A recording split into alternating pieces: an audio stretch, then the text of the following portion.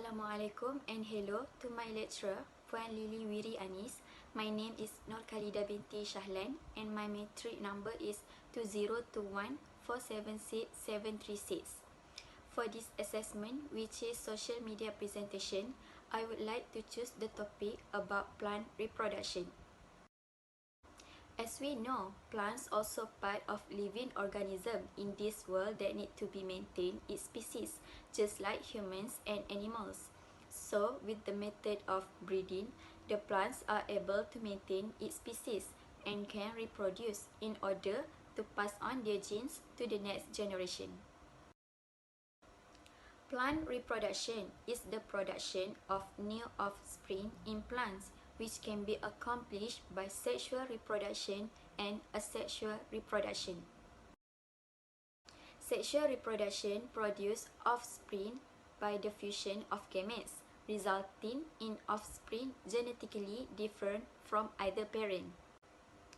The genetic of the offspring is different because it required genetic material DNA from two parents, which are female and male sex cells, and it also called as gametes. When the genetic material DNA between male and female sex cells combine to each other, it will produce a new offspring, and the process is called as fertilization.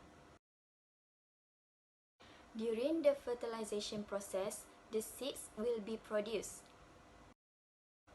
The seeds contain genetic material DNA from both parents, and this is why the result in the new offspring is different from both parents. Because of they have a different genetic from their parents, so it will call as genetic diversity, which means it can help them to survive if the environment change. Furthermore, sexual reproduction also involves two fundamental processes, which are meiosis and fertilization. First, meiosis process. The process of meiosis is by rearranging the genes and reduce the number of chromosomes. Second, fertilization process. Fertilization process is by restoring the chromosome to a complete diploid number. It occurs on plants or any alga. But for the flowering plants, it will produce sexually through a process called pollination. The pollination that occurs can be either self-pollinate and cross-pollinate. Now let us look at the flower parts. The parts of flower are including stamens, pistils, petals, and sepals.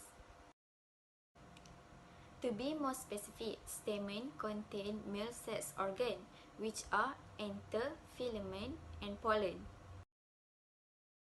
While for pistil, it contains female sex organ, which are stigma, stele, and ovary.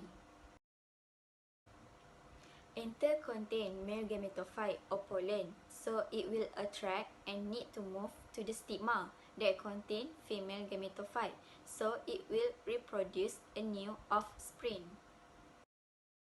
After the pollination, the pollen grain germinates to form a pollen tube that grows through the carpel stele and transport male nuclei to the ovule to fertilize the egg cell and central cell within the female gametophyte in a process termed double fertilization.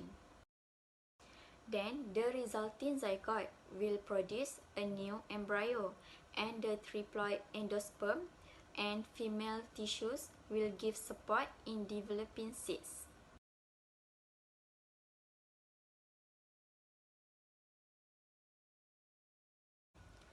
The fertilized ovules develop into seeds within a fruit formed from the ovary, and when the seeds are ripe, it will disperse together with the fruit germinate, and it will grow into the next generation.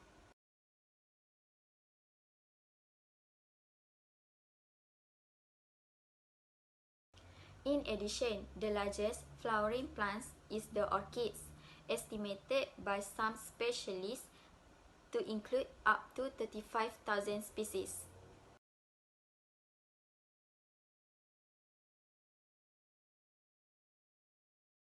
Secondly, asexual reproduction. Asexual reproduction only requires genetic material DNA from one parent. Because of it only need one parent, so the new offspring that will produce have the same genetic. Genetically identical of the offspring with its parent called clones, and clones is lack of genetic diversity. So unlike sex reproduction, asexual reproduction is more susceptible to disease. Furthermore, it also makes the asexual reproduction less adaptable to the change of the environment. Next, there are two methods of asexual reproduction, which are vegetative propagation and fragmentation. Vegetative propagation does not require seeds or spores, but they grow from a part of the parent plant. Vegetative propagation also happens in a different ways for a different plants, and one of the examples is through bulbs. The plants that involve in these through bulbs methods are including onion, garlic, and tulip plants. Next, for crocus plant, it will reproduce using combs, which is similar to through bulbs. The third example is by using tubers, and the plant that involved in this method is potato plant. For ginger plants, it will reproduce using rhizome method. Lastly, strawberry plants are reproduced by using stolon method. The last method of asexual reproduction is called fragmentation. Fragmentation involves new plants growing from small parts of the parent plant that fall onto the ground. For the examples, animals or wind can break the stems or leaves off of the plants. Plus, the process of fragmentation is a common phenomenon like mosses and liverworts. In this case, the leaf or stems are carried by the animals or wind to somewhere places, and when the fragment reach the suitable environment, it will root itself to produce a new offspring. I think that is all from me. I hope you enjoy watching my video. Thank you.